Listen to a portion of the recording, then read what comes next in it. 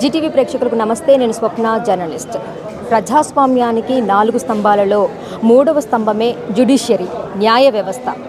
Hanamkonda Warangal bar association elections జరగబోతున్నాయి. మరి దాంట్లో పోటీ చేసేటువంటి అభ్యర్థులు ఎవరైతే ఉన్నారో వారితో మాట్లాడదాం. నిర్లక్ష్యం కాకుండా ఆర్థిక నివేదికలను ప్రతి నెల రూపొందించి ఆర్థికంగా బలోపేతానికి కృషి చేయడం జరుగుతుంది. అందులో ఎన్నో కారణాలు ఉన్నాయి. ఏ వ్యవస్థ అభివృద్ధి చెందాలన్నా ఆర్థిక వ్యవస్థ పటిష్టంగా ఉన్నప్పుడు మాత్రమే సాధ్యమవుతుంది. ప్రపంచ దేశాలు, అభివృద్ధి చెందిన దేశాలు, చెందుతున్న దేశాలు ఆర్థిక ప్రగతి సాధించాలంటే ఆర్థిక క్రమశిక్షణ చాలా అవసరం. ఆర్థిక క్రమశిక్షణ లేని పాకిస్తాన్, జపాన్ కొన్ని దేశాలు విలవిలపోవడం జరిగింది. ఆర్థిక క్రమశిక్షణ కాపాడుతూ న్యాయవాదుల యొక్క సమస్యల పరిష్కారానికి కృషి చేస్తున్నానని తెలియజేస్తున్నాను. కావున దయమైన న్యాయవాదులు తమ ఓటు వేసి గెలిపించగలరని కోరుతున్నాను. సార్, మీరు ఇప్పుడు అంటే ట్రెజరర్గా పోటీ చేస్తారు. ఒకవేళ మీరు గెలిస్తే కనుక ఎలాంటి ప్రణాళికలతో ముందుకు వెళ్తారు? ప్రణాళిక అంటే మా గౌరవ అధ్యక్ష కార్యదర్శుల ఆదేశాల మేరకు ప్రతి నెల కూడా ఆర్థిక వ్యవహారాలను, profit and loss account, balance sheets display చేస్తూ వాట్సాప్ గ్రూపులలో, నోటీస్ బోర్డులలో డిస్ప్లే చేస్తాను. అది ఇప్పుడు జరగట్లేదు. నేను దాన్ని తప్పకుండా చేస్తాను. ఏ ఆర్థిక ఒక 100 రూపీస్ నుంచి 1,00,000 రూపాయల వరకు కూడా ఏ ట్రాన్సాక్షన్ జరిగినా అని ట్రెజరర్ ద్వారా జరిగేలా కృషి చేస్తాను. ట్రెజరర్ అంటే ప్రాణవాయువు. ఇప్పటి వరకు ట్రెజరర్ పోస్టుకు పెద్ద గుర్తింపు లేదు. నాతోటి ఇది కూడా స్టార్ట్ అవుతుంది. అందరికీ నమస్కారం అండి. నా పేరు కొంగర అనిల్ కుమార్, వరంగల్ జిల్లా న్యాయవాదిని.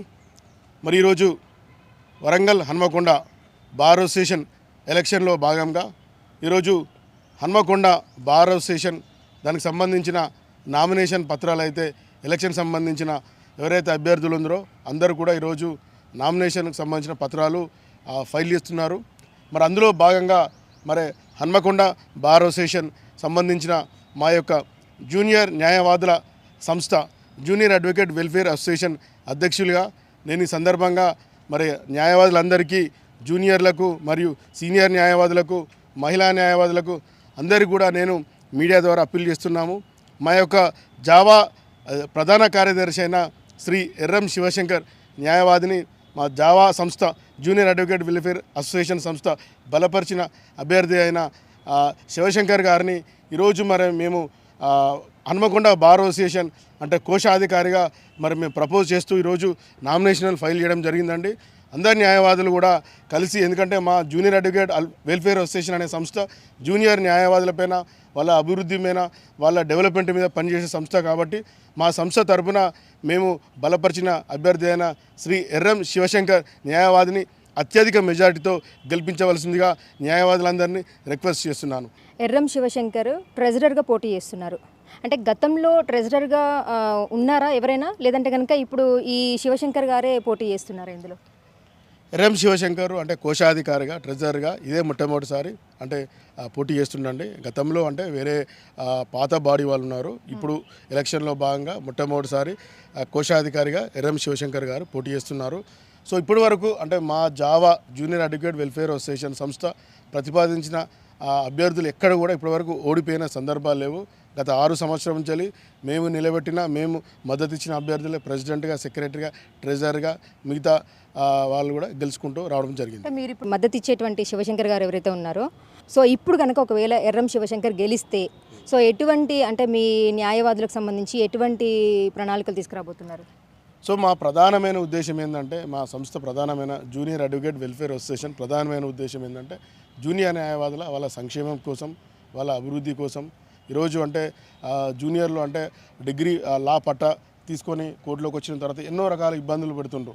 పక్క రాష్ట్రంలో జూనియర్ న్యాయవాదులకు నెలకు 5,000 రూపాయలు స్టైఫండ్ ఇస్తుండ్రు. కానీ మన తెలంగాణలో పరిస్థితి లేదు. ఇంకా కొన్ని స్టేట్లో జూనియర్లకు చాలా రకాల బెనిఫిట్స్ ఉన్నాయి. కానీ మన దగ్గర జూనియర్లకు ఎలాంటి బెనిఫిట్స్ లేవు.